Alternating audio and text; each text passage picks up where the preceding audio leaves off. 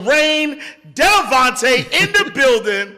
What's up, brother? How you Man, doing, with an intro like man. that, you would have thought I got nominated for the Grammy or something. I mean, you might as well, right? Because the Grammys is just promoting or celebrating people who have great music. And I mean, I know that, you know, the right sounds and the right things that you say to yourself can help you build wealth. But what you're doing, you know, as somebody who understands that credit is an important part of building wealth, credit, you know, loans and, you know, those things could literally change your generation for years and years to come. And with what you're doing in the revolution, like revolutionizing credit for how we know it, I think it's important that we give you that type of intro because, listen, y'all need to pay attention, right? Because a lot of us, you know, like there's a lot of consumer debt. There's a lot of errors on credit reports. There's a lot of people who have bad credit. There's a lot of people who are you know, stopped from living their, you know, financial dreams because of that. And so as somebody that's on the forefront of helping people, I think it's important that they know, like, this is going to be a good show. You know what I'm saying? Yeah, for sure. So let's start, you know, before we dive into, you know, all of the great content and the information that you're going to, you know, enlighten us with. For those who don't know, who is Durain Delavante? So what's going on, guys? My name is Durain Delavante. I'm your favorite consumer law expert. I help people repair, rebuild, restore their own credit using consumer laws. I also help credit repair business owners to scale their credit repair business to an extra $100,000 to $250,000. And I just launched a program for affluent and busy entrepreneurs like yourself, where now I personally will be repairing, rebuilding, and fixing y'all's credit because I've gotten the request so much. I'm like, you might as well just do it, bro. Wow. So yeah. So let's dive into credit, right? Because, like, for me, you know, I wrote a book about about a decade ago now, right? Man, yeah, 2013, decade ago. Wow. Man, time is flying.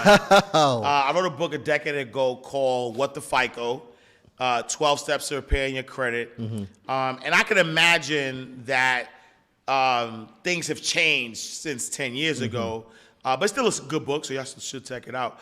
But you talk about FICO in a way that I'd never heard of it before. Can you discuss, like, FICO and a role that it plays in your consumer report? All right, so that's a very good question. Before we get to there, your book. The reason why I want you to bring this up a little bit more, for the simple fact that most of the stuff that you wrote, 9 times out of 10 is what most people knew about credit. Yeah. So if you can just touch on some of the things that you wrote in that book, and then now I'm going to follow up now with the consumer, with the consumer law portion of it, and show now how there's this big separation between a FICO score or a Vantage score versus what's really on the consumer report. Yeah. So, you know, what the FICO, 12 Steps to Repair Your Credit, you know, really talked about the different parts of your credit, right? And so I call it the 35, 30, 15, 10, 10, 35, 30, 15, 10, 10, 35, 30, 15, 10, 10. You know, that breaks down to 100% of your score. 35% of your score is your payment history, which means, you know, are you paying your bills on time? 30% of your score is your usage ratio, so your utilization ratio. And so if you have any revolving credit, you know, are you keeping those balances 30% or lower? Then you got 15% of your score, which is the length of credit history, which is how long have you had credit. Then you have the 10%, which is any new credit that you have. And in order to, you know, keep that on par, you just don't unnecessarily apply for loans and things of that nature. And then lastly, you have your credit mix, which is the different types of credit that you have. I am utterly impressed. Like, you see me over here smiling, right? Yeah. Like, if you're not really in the credit, even people in the credit game, when I say 35, 30. What if I done tripped up, though? I got you. That's why I'm I'm here. going to trip over my own show, fam? No. I got you. But the fact that you're able to say it like that, it means that you literally, you're from a place of authenticity. 100%. Right? Yeah. So it like there's people right now that's in the credit game where if I say 35, 30, 15, 10, 10, they have no idea what it means. Yeah. And they're like, bro, what are you talking about? I'm like, okay. 35, 30, right. 15, 10, 10. Yeah. And it takes a while for it to click. Yeah. So for you just to give that off the top of the dome on a book you wrote over a decade ago, bro, you are the real deal. Yeah. So that's my point. Yeah. Like you are the real deal. Thank you, brother. Thank you. So it goes even further. It goes one step further, right? So when we look at 35, 30, 15, 10, 10, well, it translates to points as well. So FICO, right, ranges from 300 to 850. Yeah. That gives us 550 points to play with, right? So for the 35%, which is the payment history, that equates to 192.5 points. When we go to the 30%, that's 165 points. When we go to the 15, it is 82.5. And then when you go to the 10 and the 10, those are now 55 points each, which total 550 points, right? So when you know now how the system itself works and what categories gives you points, it's easy to manipulate how you want those numbers to go.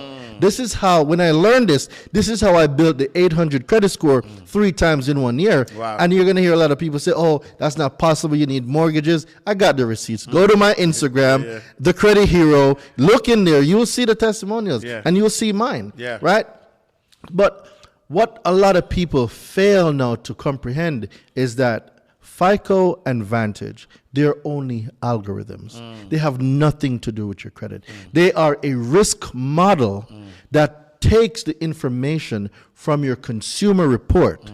That information from your consumer report put into that algorithm spits out data. That data now becomes a risk score. So a lot of people might be saying right now, Doreen, what do you mean Vantage? What is a Vantage? What is a FICO? I've never heard of those before. Well, you know, a lot of people...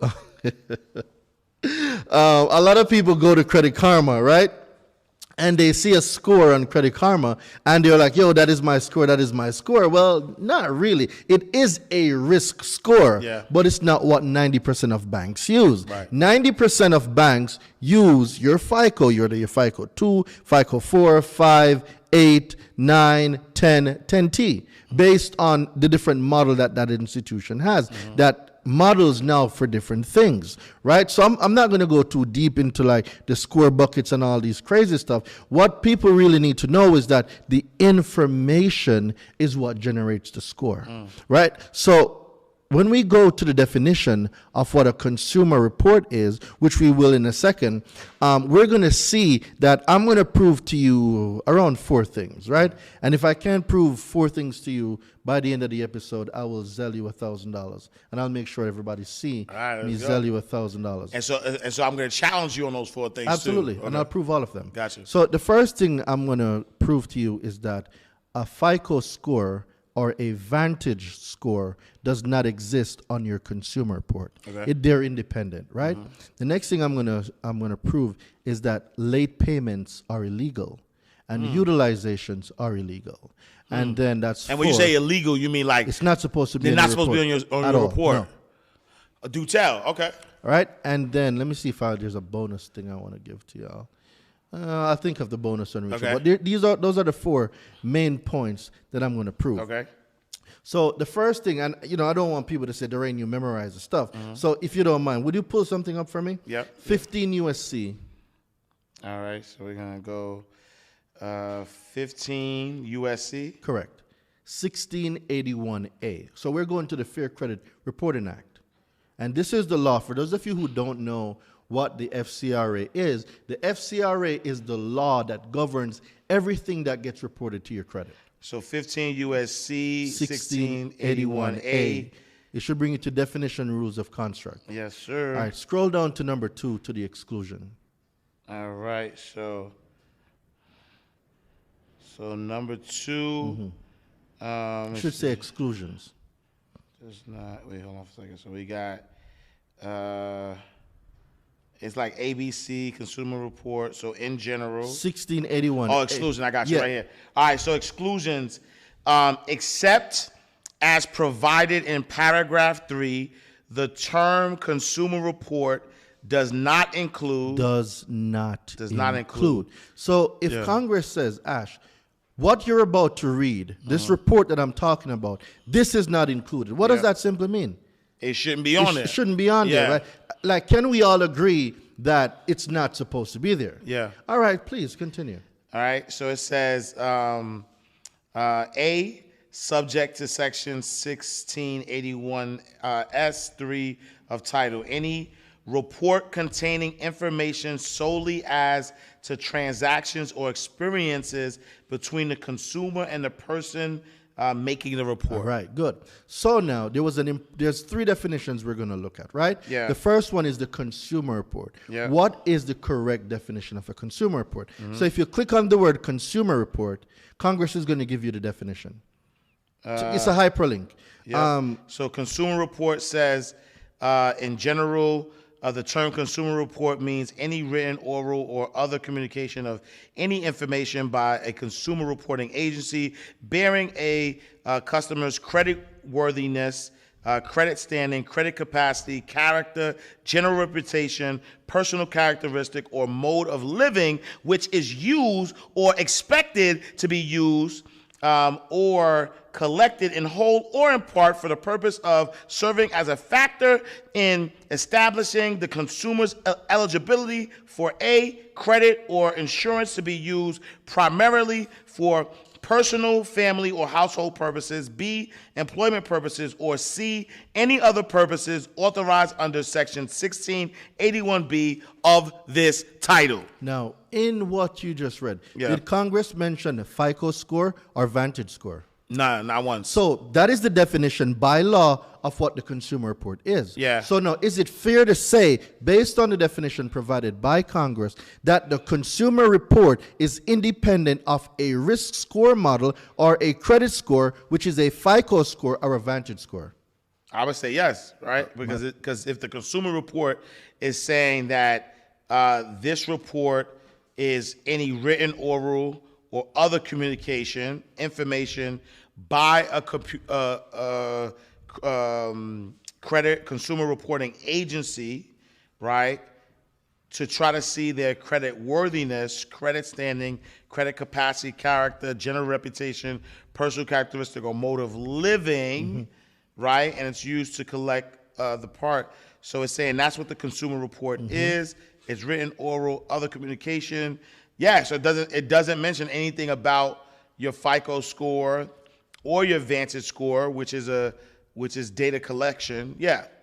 All right. Yeah. So, see, the reason why there's 343 million people in America, the last time I checked. Yeah. And for every 8 to 9 people out of 10 have incorrect or inaccurate information on their credit. Yeah. So you're taking about 70 to 90% of that 340 million, right? That's the amount of people right now that's suffering with bad credit or inaccurate items on their credit because they cannot make a distinction that your consumer report and your FICO score or your Vantage score are completely separate entities. So when we go back to the exclusion sections, right? Earlier you mentioned from your book, you mentioned 35, 30, 15, 10, 10. Yeah. And we know that the biggest part of the FICO score is the 35%, which is the payment history, and the 30%, which is the utilization, which makes up 65%, and that 65% translates to 357.5 points. Right? So a lot of people that don't know consumer law, they're losing about 357.5 points on their credit because they don't know the things that they don't know, and the people that do know the things that they don't know use the things that they don't know against them. Right? Yeah. So when we go back to the exclusion section now, right?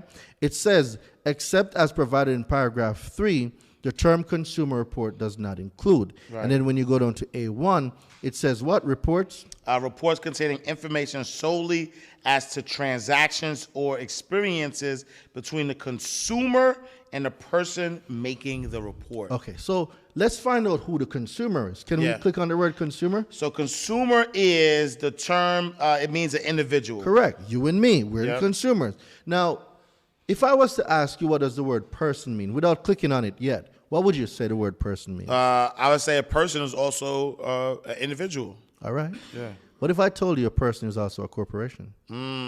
Let's go to the definition. Let's see what it says. All right, so in the the term person means any individual thing. Oh, but partnership, corporation, trust, estate, cooperative association, government or governmental subdivision or agency or other entity. All right. Your Wells Fargo, Bank of America, Department of Education, Sallie Mae or whoever, all these entities, these are all persons. Yeah. But you see, because we have a definition and we think that person only means you and me, a natural person of flesh and blood, they're overlooking the fact that a corporation, a Wells Fargo, Bank of America, TD Bank, whoever, these are actual persons too. So it says transactions. Yeah. It says the term consumer report does not include. And then A1 says transactions or experiences between the consumer and the person making the report. Yeah. Well, what is your payment history? Isn't But let me ask you a question though, right? Because when I hear this, it almost feels like it's saying that it should not include information or transactions, experience between the consumer and the person making the report.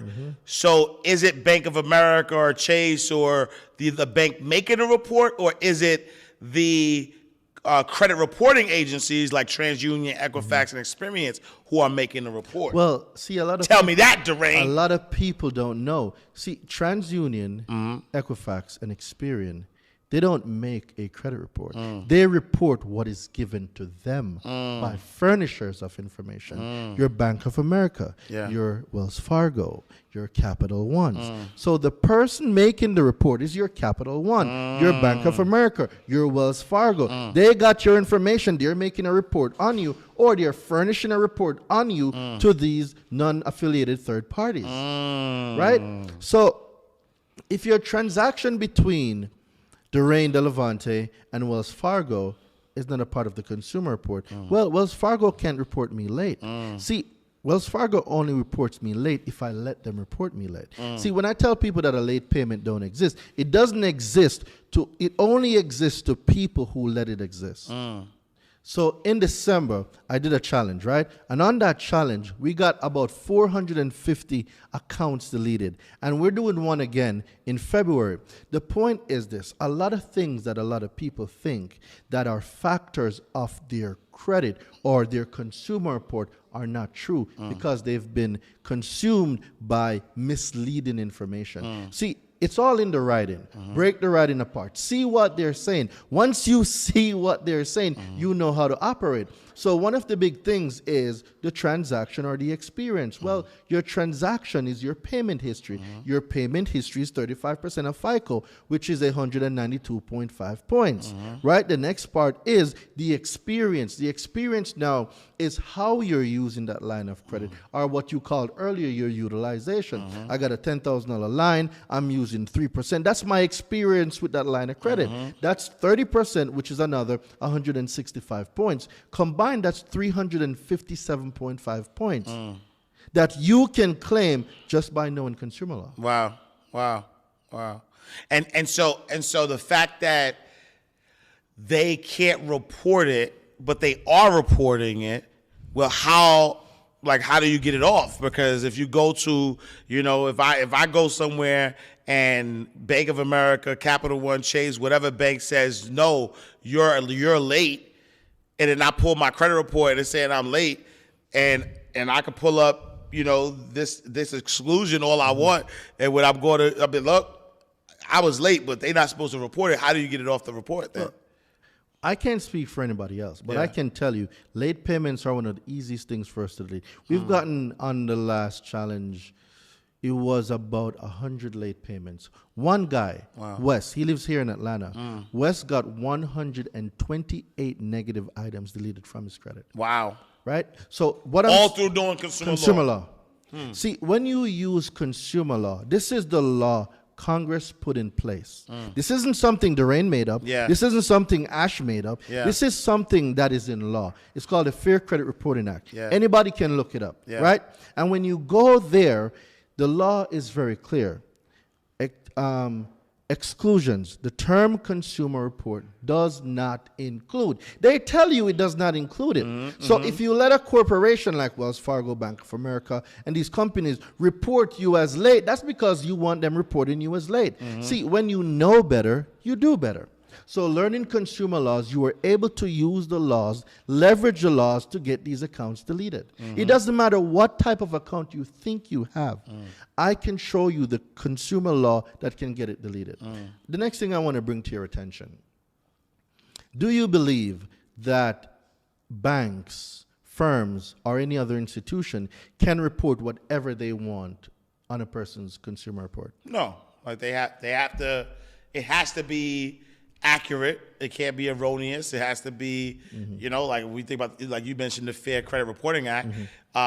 It has to be reported in a fair way, in an honest way. If there's any mistakes, it has to be removed. So what if I told you that in order for any of these firms to report anything, they must get permission from the consumer, and in this permission, 3 disclosures must be provided to the consumer that the consumer must get before any of these information can get reported. Have you ever heard? But don't you give them permission when you take out the loan or whatever, like sign that paperwork? You give them 1, it's 3. Every contract that I've looked at, including mine, there's only 1 disclosure that was given. The law says you're supposed to get 3. And even when you get these 3, the consumer still have the right to opt out if the consumer does not want their information reported. Wow. Okay. So tell me to prove it. Wait. So wait. Let me just get this right. So if something is late and the bank or whoever you took the money from reports it, they're reporting it illegally, you're saying? Correct. Okay. Well, we just read it. Yeah. I didn't make it up. It's in their laws. Yeah. Right? We're just a good steward of information, reading and learning the information and bringing it to the public. Yeah. Now, is there an account on your credit right now that you don't want on there? Yes. You have the ability to get that account off. Yeah, I ain't gonna say the bank name, but no, but tell you, it's so crazy, right? Like, there's a credit card that I really don't use, and every time, like, they don't do a good job telling me, like the one time, I think the one time, it was like a fee, like an annual fee or something. Like, it was a fee that I don't use this card. Then all of a sudden, I get I don't get no calls, no nothing. Then I get a alert that my credit score changed, and I look, and it's like, you know what I'm trying to say? It's like $50, and then like, yo, it's a late payment for like $50, and so they hit me with one ding. It was like 2 years ago. Then they hit me with, I'm like, yo, I got 2 late reports. Me, Ash Cash, I got 2 late payments on my credit report on this one bum card that I don't even use. And the only reason I'm not closing it, only reason I didn't close it is because I had it for a long time. The age, you want to preserve. Right, I need my 15%. And how many points is that? You said 15% is. So 15% is 82.5. I need my 82.5 points. That's the only reason I didn't close it. Yeah, I need that off, B. That was. I need that to come off. Yo. Like, do you think you're the only one that's suffering from this? Oh, no, I can guarantee there's other people. And you're financial, like, I'd like to think you're financially savvy and very financially responsible. Yeah. But you see, because you don't know the things that you don't know, the people that do know the things you don't know use the things that you don't know against you because you just don't know it. Yeah. Right? So how do I get it off, though? So first of all, the late payment letter. Yeah. Right? The late payment letter, I have the late payment letter. Yep. So what I'm going to do for you is I'm going to get that situated, and we're gonna send that off, right? Yo, listen, insiders, we're gonna do a new series called Behind the Vault. So even after this episode, we gonna talk. If he capping, if he don't take my 2 off, I'm gonna let y'all know. But come on. So I'll get that done on the challenge. Dope. So I'll do that. Dope. Now the next thing is this. Remember the 3 disclosures that I told you about? Yeah. All right. I want to show it to you for yourself. Yep. The first thing before we even get there, did you know that banks and institutions are supposed to protect your information and not give your information to nobody? 100%. I mean, I was a banker, which, yeah, absolutely. All right. So 15 USC 6801. So 15 USC. You said 6801. All right. There we go. Protection of non-public personal information. And so privacy obligation, it is the policy of the Congress that each financial institution has an affirmative and continuing obligation to respect the privacy of its customers and to protect the security and confidentiality of those customers' non-public personal information. Confidentiality. Yeah. What does confidentiality mean? That means like private. That means Private. yeah.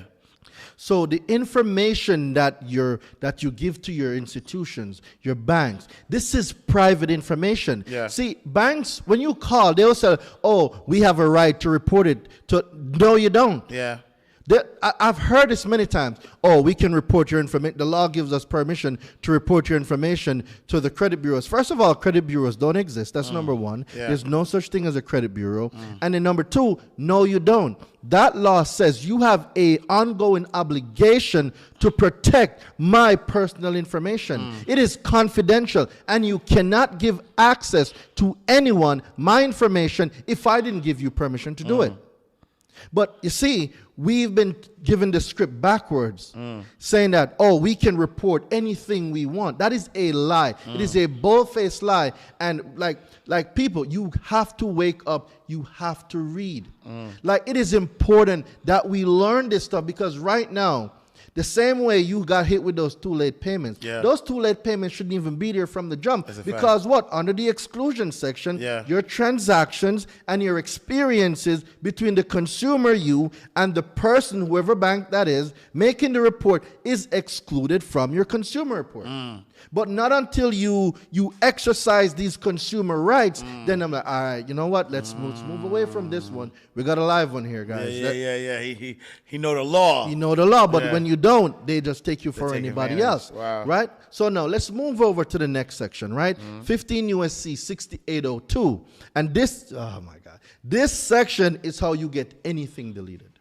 All right, let's see. Hey, yo, Durain K with the smoke. 6802. And then we got the obligations with respect to disclosures of personal information. Right? And so notice requirements, except as otherwise provided in this subchapter, a financial institution may not directly or through any affiliate disclose non-affiliated third party to a non-affiliated third party any non-public information unless look, there we go, unless such financial institutions provides or has provided to the consumer, which is probably you and I, a notice that complies with section 6803 of this title. So now let's go down to the opt-out, B. Opt-out. In general, a financial institution may not disclose non-public personal information to a non-affiliated third party unless such financial institution clearly and conspicuously discloses to consumer in writing or in electronic form or other form permitted by regulations prescribed under Section 6804 of this title, that such information may be disclosed to such third party. That part right there is 90% of people only get that part. Yep. But there's 3 parts to it. Yeah. There's A, there's B, and there's C. All right, and then B says the consumer is given the opportunity before the time that such information is initially disclosed to direct that such information not be disclosed to such third party. And then C? And then C, the consumer is given an explanation of how the consumer can exercise that non-disclosure option. All right, so let me break that down. A says, before you report my information, you have to tell me. Right? B says, okay, before you report the information, you have to tell me, and I'm going to give you a yes or a no. And then C says, if I say no, you now have to tell me what I need to do to ensure that you don't report this information. Read it again now. All right, so a financial institution may not disclose non-public personal information to a non-affiliated third party unless such financial institution clearly and conspicuously discloses to the consumer in writing or in electronic form or other form permitted by regulations prescribed under Section 6804 of this title, that such information may be disclosed to such a third party. B, the consumer is given the opportunity, right? So given the opportunity before the time that such information is initially disclosed to direct that such information not be disclosed to such third party. And, right, the consumer is given an explanation of how the consumer can exercise that non-disclosure option, and is what I'm focused on. And because it didn't say because one or the other. It's saying all 3 of them. 3. Wow. Okay. So do you ever, and remember, it says it must be what? Conspicuous. Conspicuous. Yeah. Have you, or can you ever recall ever getting those 3 disclosures? No, I mean, I know I've applied for credit cards. I just sign them, but yeah, I don't But know. what does conspicuous mean? That means it got to be obvious. That So means you whether gotta whether present you're it. rushing through it or not, Yeah. it must be readily available for you to see it Yeah. and in plain sight. So now, if an institution, student loans, oh Yeah. my God, I'm giving you all the Oh man. So, you know, people say you can't delete student loans from your credit? That is Yeah. a lie. Wow. We've gotten over 150 student loans deleted. Wow. Right? So let me make something clear, guys. Deleting a student loan from your credit does not mean you don't have the obligation or the alleged obligation, right? Taking stuff off your credit is you control what gets reported. So let me make this very clear. You control what gets reported. Yeah. What gets reported goes into a FICO algorithm. There goes your 700, there goes your 750, and that's how I built to 800 3 times. It's information. Wow. And so for my insiders out here who's hearing all of this information, all it takes is knowing the information and then being able to have the right letters that you're sending to the bureaus so that they could comply with this information. See, all right. So the first thing I want to just correct, and bureau. Let's dissect this word a little bit. 99.9% of everybody in America calls TransUnion, Equifax, and Experian bureaus, right? Now, if I was to ask you, where did you learn this word from? What would your answer be? Probably from something I read I can't say really the bank. I had to read it somewhere. But this would be the answer everybody in America gives me. Yeah. Because of misinformation. Yeah. See, there's strategic wordfare, right? You know, you got warfare, there's wordfare. And wordfare is how you use words subliminally that seeps into the subconscious mind that resonates a feeling of authority, right? So when we think of a bureau, who do you think of? The FBI, to be honest. Now, is TransUnion, Equifax, and Experian a government agency? They're not. They're not. Private institution, self-proclaimed credit bureaus because they knew words have power. Just like the Federal Reserve Bank, that is not a bank, it's not, and it's not even federal. Right. Play upon words. People. Federal Bureau. Ah. FBI. FBI. Yeah. So when investigation.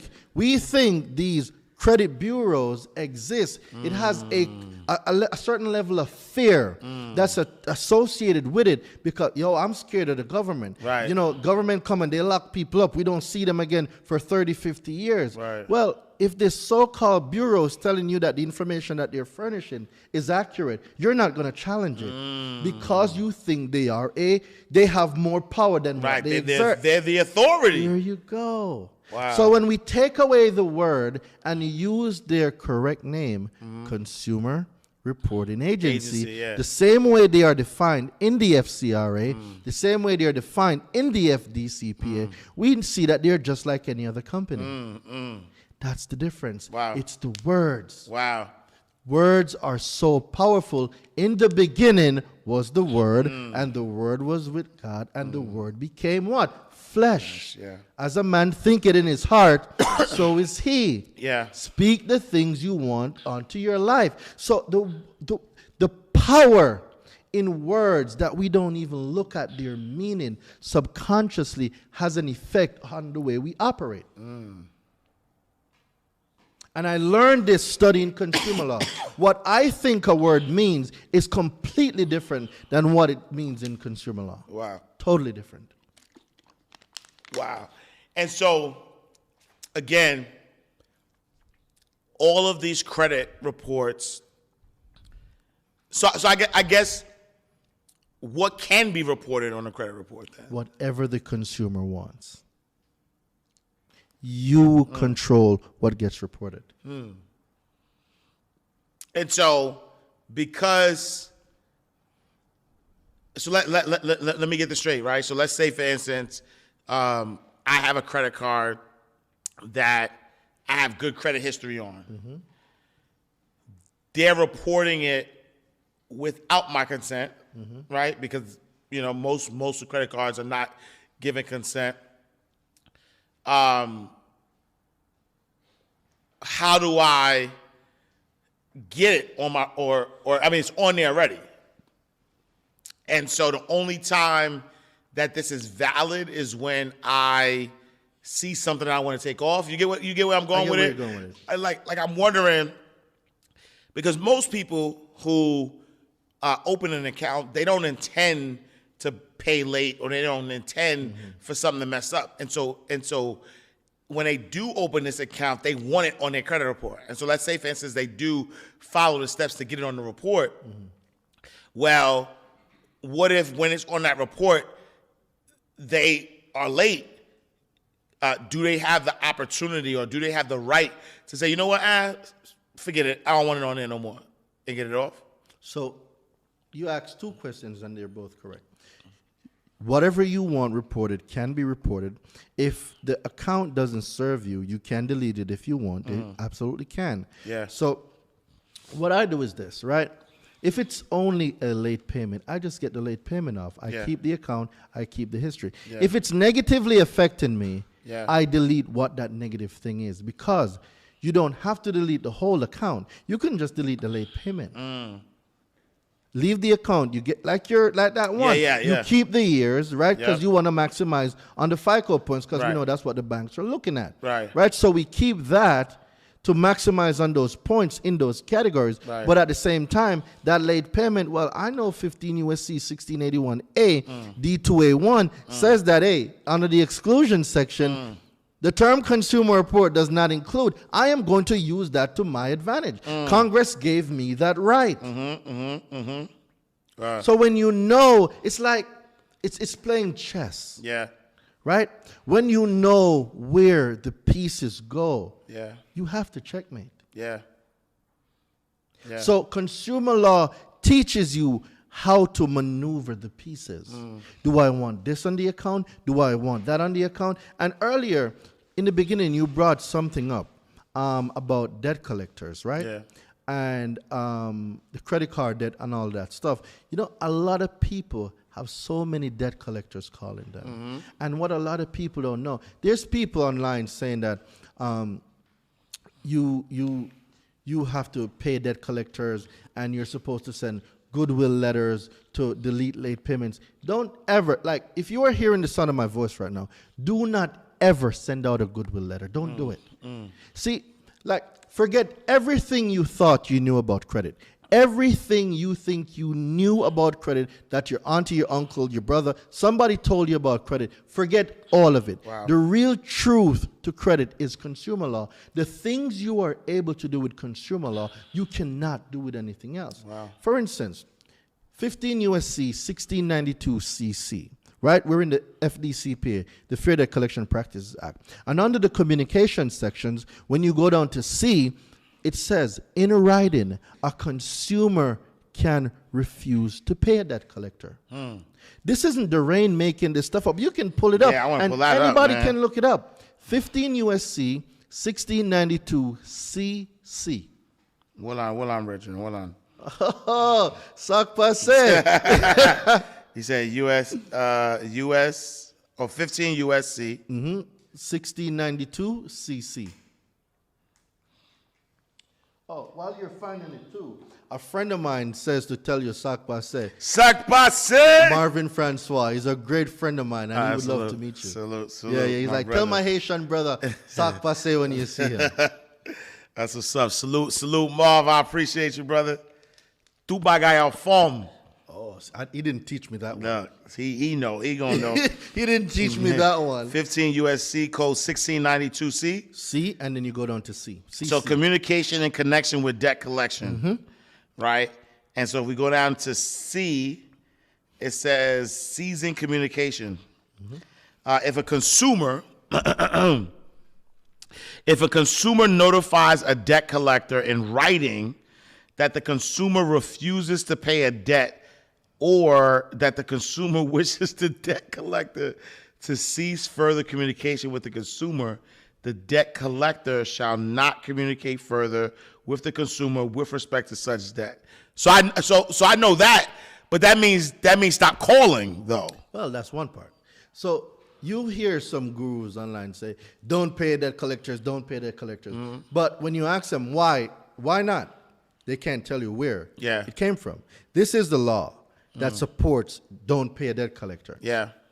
When you put in a cease and desist, right, or a refusal to pay, a debt collector can only respond to you in one of three ways. And it's listed there. Yeah. Right? One of three ways. If it's not any of these ways, it is a violation of that law, and you can sue that debt collector for violating that law. You want to see a collections delete quick? Put an intent to sue. Send them a cease and desist. Yeah. Wow. See, oh my God, I'm gonna give you. But here's the thing about debt collectors too, though, because there's one thing that I'm sure still happens now, and I wrote this in my book a decade ago. I gotta update the book now because now you're giving me some stuff to write about. That's pretty cool. But you know, there are a lot of what we call debt scavengers who don't even have the right to collect on your debt, and they're using scare tactics to scare people to pay old debt that are old.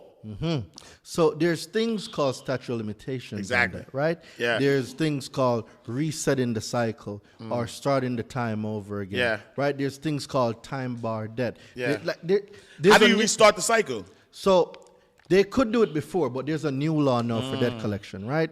And 12 CFR 1006, Regulation F. You memorize all of this. I read this stuff every day. Yeah. Right? So with the new laws say a few things, right?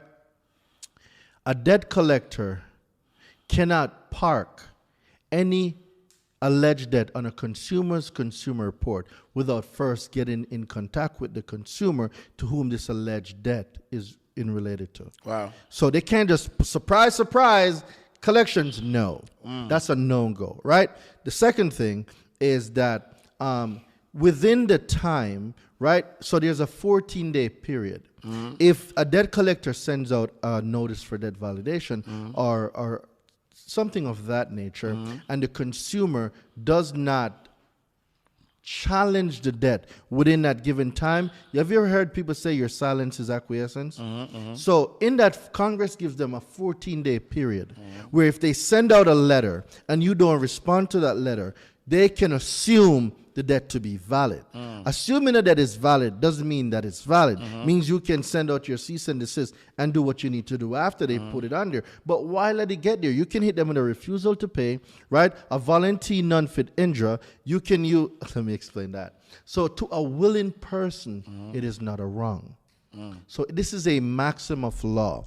Volunteer non-fit injure. And what this simply means is if you know that you bought a pool of bad debt, you knowingly and willingly put yourself in harm's way to buy this pool of debt, you can't cry damages when someone refused to pay you. So the law, it's like me being a boxer and I got hit, right? And then I'm going to sue the person that hit me because I got hit. Right. Bro, you signed up to be a boxer. It's a part of you about to get hit. Yeah. So if these hands aren't good, bro, stay out the ring. Right. So to a willing person, it is not a wrong. See, consumers don't know, and debt collectors know consumers don't know.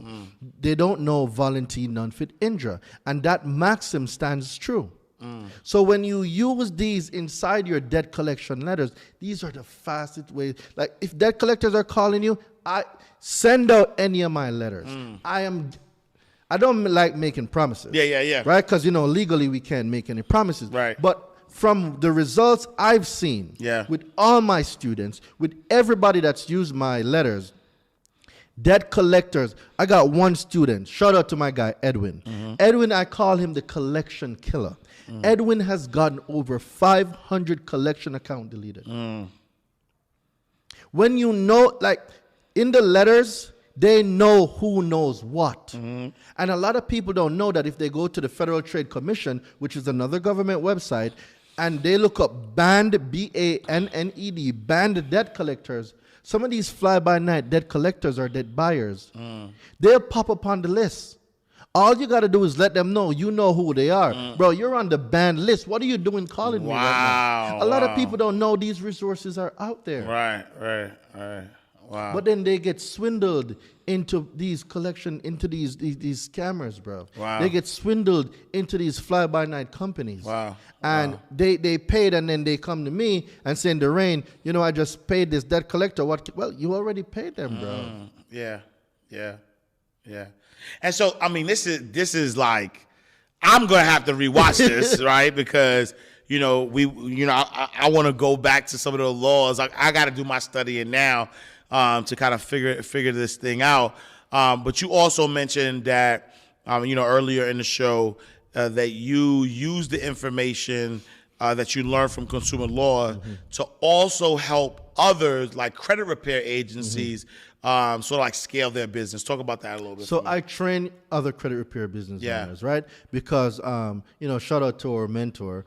I've developed a new skill and that I've used in my business. So over the course of a year, we literally scaled from 0 to 1.5 million, right? Based on the teaching and guidance of a coach.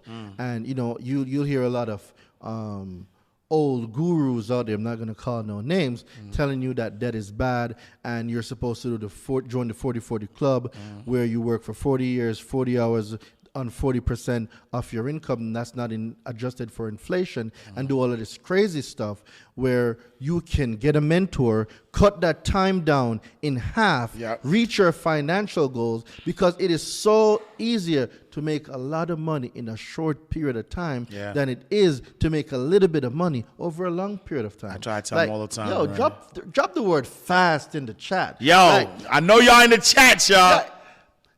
It makes no sense for me to wait 40 years to make $1 million when I have coaches and friends that's doing it in a day. I've seen where our coach did 3.5 in 27 minutes. $3.5 million. In 27 minutes. Like, we got the code wrong. All right. I deployed, right, in 2020.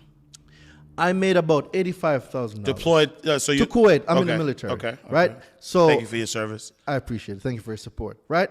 And when I deployed, The whole year, I read 140 books. I was averaging between 6 to 10 books a month. Wow. Right? And this is one of the pivotal moments that changed the way I think. Wow. Right? So my whole deployment, I made around 85,000. A whole year, gone. Yeah. Right? Then I came back home, paid a mentor to teach me how to do it faster.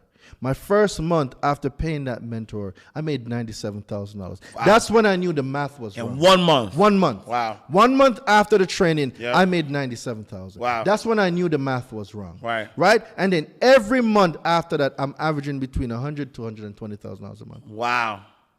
Wow. We had the math wrong because we weren't doing math. Yeah. Yeah. Right? Yeah. And I have something very, very special too for your audience, right?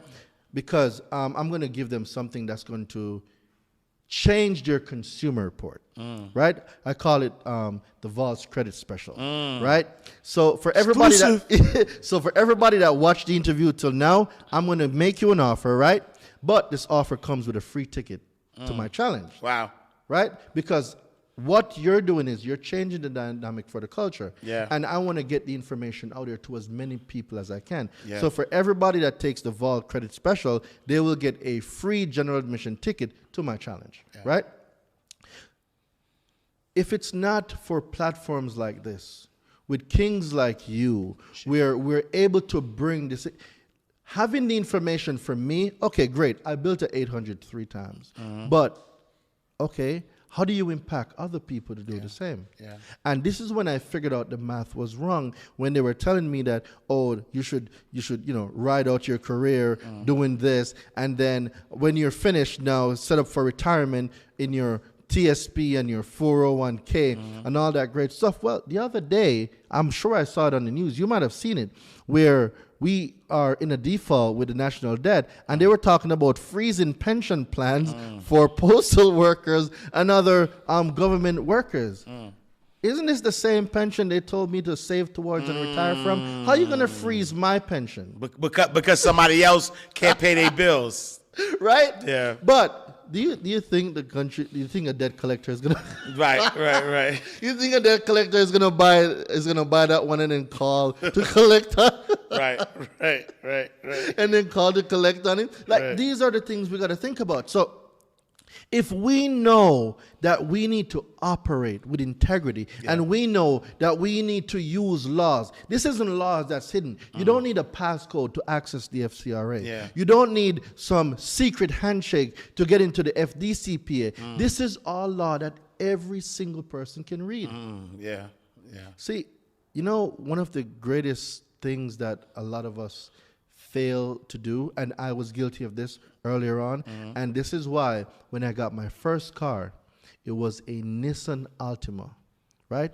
2007, 75,000 miles, 18.9% interest rate. Wow. Yes, I didn't know anything about credit. Yes. I was a victim of subprime lending. Man. Yep. He said it was a Nissan. Nissan Altima, first car, 2013. Man. See, if I had read your book, facts. If I had read your book at that time, maybe that would have never happened to me. Facts. Yeah. But I didn't know anything about credit. I wanted a car so bad. Yeah. I was averaging 6 overtime per pay period. Wow. Because the payment for the car was like $575, and then I was a new driver, so my insurance was another $400. I was paying almost $900 a month. For Nissan? Hey, no disrespect to anybody out here who's paying $900 for a Nissan, because I know how it could be, but I didn't know nothing about credit. And what really got me upset after that, which pushed me to learning consumer law, my friend Kevin, shout out to Kevin. I called Kevin to be a co-signer. I didn't comprehend what a co-signer was, or when a person say, I am going to co-sign this for you, the level of responsibility that person takes on. If you are hearing the sound of my voice, do not ever in your life co-sign for anyone. Never, Send them to go ever, fix ever. their credit. Never, ever. Don't do it.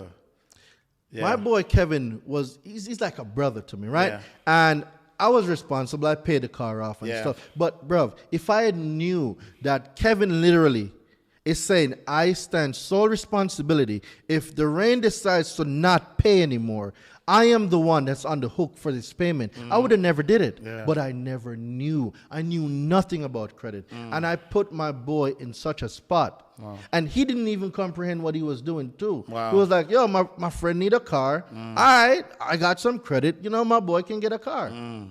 But how many of us ignorantly do that for our families, friends? Right. And we put them in such a situation now where, you know what stories get me the most? The girlfriends and the boyfriends are this, you know, oh my God, they need a car. I'm going to go to the dealership. I'm going to get you this nice whip. Partner one don't qualify. Yeah. And this is why I don't like some car dealerships. Some shady ones. To the good ones out there, shout out to y'all. Yeah. But y'all shady ones, all right, you go there with your partner. Yeah. The partner is disqualified. You know who they're looking at? You. The person beside. Why don't you co-sign for it? Yeah. So now you're like, do I wreck this relationship by saying no? Yeah. Or do I be the knight in shining armor now and co-sign? But then 5 months later, that person became an ex. They're an ex out of your life, but that account is still present, and that person. So sometimes they become your husband or wife. But it's very rare. My wife is giggling because that was literally our situation. Oh, yeah? She co-signed the first time. You guys are one of the lucky ones. Yeah. But that doesn't 20 years later, baby. Ooh, drop some fire. Look, 20 years later, baby, and I paid it back. With interest. Drop some fire in the chat. So ladies out there, co-sign. No, I'm just joking. Co-sign for the right man. If he got potential, no, I'm just playing. If he hard working, but she's one of the lucky ones. If he got his head on strong, salute him, queen. She one of the lucky ones. She's one of the lucky ones. Queen. See, there's a thing called Acres of Diamond. I'm not sure if you've ever heard the story before. I have, yeah. Yeah. She knew what she was looking at. Yeah. See, a lot of people don't know what they're looking. See, people don't know what diamond looks like in its rough form. They only That's see. True. She did know though, because she saw her diamond. I walked through and she told me the story later. I walked through and she was like, "Oh, I'm gonna marry him." Yo, she already was decided. She didn't probably really acting like she said for that her boyfriend. Yeah. She did something for her. She already knew that. Oh. Because she recognized what an unshaped diamond looked like. So she knew all she needed to do was polish him up, baby. That's what's up. Yeah. Right? Okay. But a lot of us, they're not able to see that. And then they co-sign. Yeah. That person became an ex. You're left with the account. Shut your credit up. They got the car with your new boo thing in there. Now, what a lot of people don't know is that even co-signed accounts can also get deleted. Oh my God! Wow, yo, we need a whole webinar. For wow, that. I'm telling you, brother. Hey, y'all need to join. So look, you say you got something special for my insiders, right? How can they tap into that? All right. So I just got a new text number. So let me pull it up because I don't want to butcher this number. Yep. Right. So I got a new text number. And I made a very, very special offer just for you, Ash. So the number is this. It's Vault, right? Because, I love Inside the Vault. You know what I mean? Right? So they text the word Vault to VAULT. Let's go. Right? Text the word Vault to 917-993-5238. And what this is, it's the Vault Credit Special, right? I'm giving them 3 ebooks. Yeah. And I'm also giving them a course for only $97. The thing about this offer now is this. Everybody that takes the offer gets a free general admission ticket to my challenge. Dope. Because I want to give your platform as much value as I can. Nice. And having someone get the results, and they're going to come back here and say, Ash, the interview you did with the credit hero, I was able to get this deleted. Facts. Hey, yo, listen. In the chat, y'all, I need y'all to take him up on that offer. I need y'all to let me know. You know what I'm saying? Is he the credit hero? Because I'm telling you, y'all, I really need those 2 late payments off my credit score. Receipts. You know what I'm saying? Because I'll probably be at a 900. And I was playing, ain't no 900. But, you know, that people be like, yo, I'll be at a 900. But I need those two off. So, look, I need y'all to tap in. Tell them that number again and tell them where they get. It's 917-993-5238, right? Text the word vault to 917-993-5238. They're going to get the Vault Credit Special. It's 3 of my ebooks. Yeah. The 24-hour inquiry deletion guide.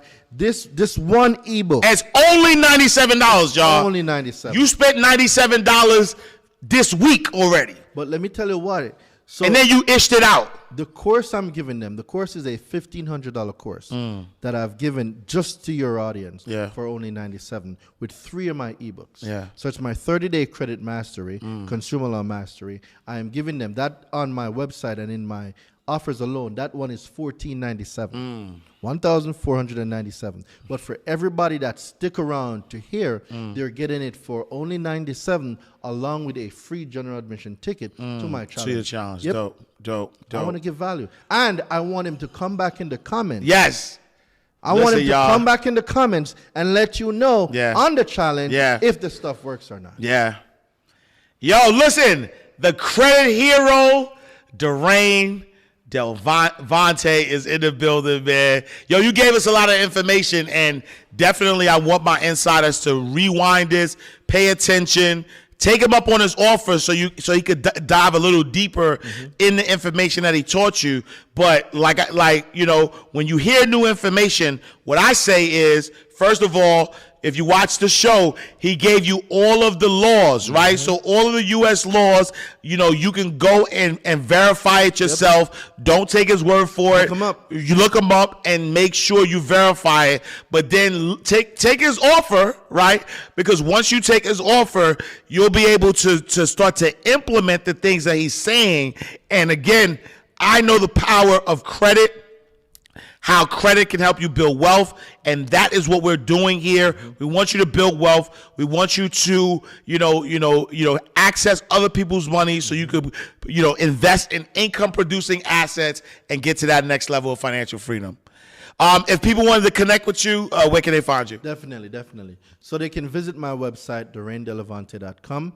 That's DarainDelevante.com. I'm also going to send you the links and stuff. You can throw it in the description. So for those of you guys who are looking, you can just click the description below and you'll see my Instagram, The Credit Hero. So that's THE_credit_hero. Beware of fake profiles, guys. Please beware. Like, these fake guys come out of nowhere. All the time. Like 10 per week, bro. Yeah. So just make sure that you're clicking the Credit Hero link that Ash is going to put up. It's at THE_credit_hero. There's no dot. There's no extra underscore. It's the THE_credit_hero.